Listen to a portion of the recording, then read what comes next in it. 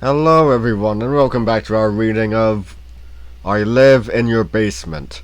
Chapter 9. Let's get started. Hear what? Mom demanded, eyeing me sharply. The boy, I started, but I didn't finish. Someone bumped me hard from behind. I stumbled toward the basement and nearly fell down the stairs. Whoa! I let out a cry and spun around. Tyler wagged his tail at me. He shivered forward and bumped me again. He does that all the time. Just be friendly, I guess. You stupid dog! I shrieked. You nearly killed me!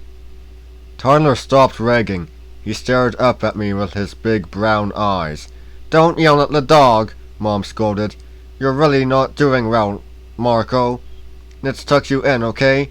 You're definitely overtired. But Mom...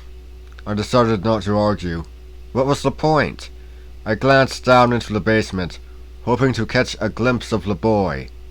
But I saw only darkness. Where was he? Where was he hiding?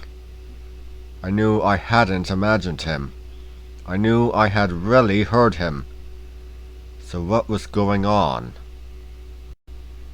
Mom let me go to school on Monday. The way things turned out, I wished she had kept me home. I felt fine.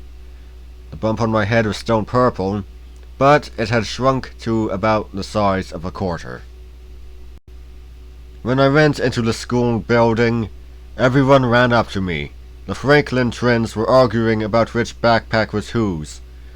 They are always getting their stuff mixed up. But when they saw me, they dropped both backpacks and hurried over. Marco, how are you? Are you okay? Let me see your bruise. Wow, that's real ugly. Does it hurt? I can't believe you're back. You must have a really hard head. Everyone laughed and joked and made a big fuss over me. I enjoyed being the center of attention for once. Usually, no one pays any attention to me at all. I was feeling pretty good about things. Until the bell rang and Miss Mosley asked me to come up to the front of the class. I think we're all glad to see you in school today, Marco, she said. Jeremy started clapping, and then everyone else clapped. Even Grinny, who sits right in front of the teacher.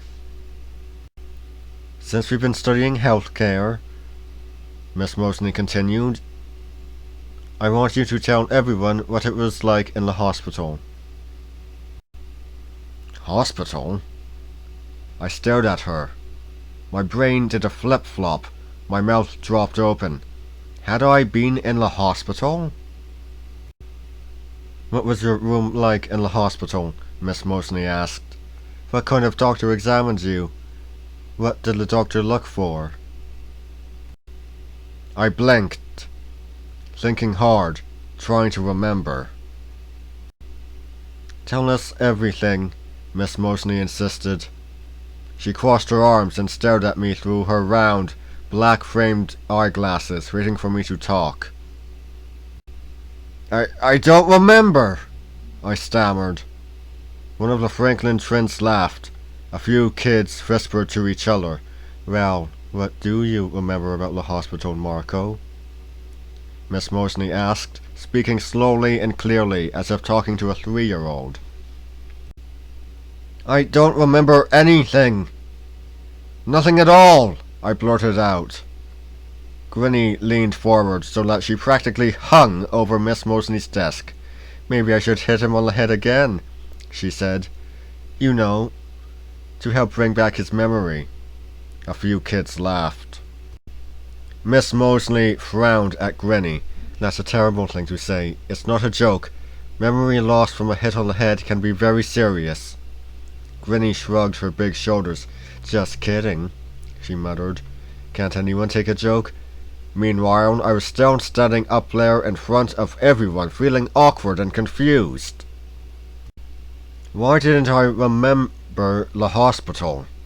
The first thing I remembered, I was lying on the den couch at home. Miss Mosley motioned for me to sit down. "We're glad you're okay, Marco," she said, "and don't worry about the things you forgot. Your memory won't come back." Up till then, I didn't know it had left. I dropped into my seat, feeling weak and shaken. The rest of the day was a blur. I was still thinking hard that afternoon as I started walking home, still trying to remember something about the hospital. I saw some kids starting a softball game on the playground diamond. Thinking about softball gave me a chill.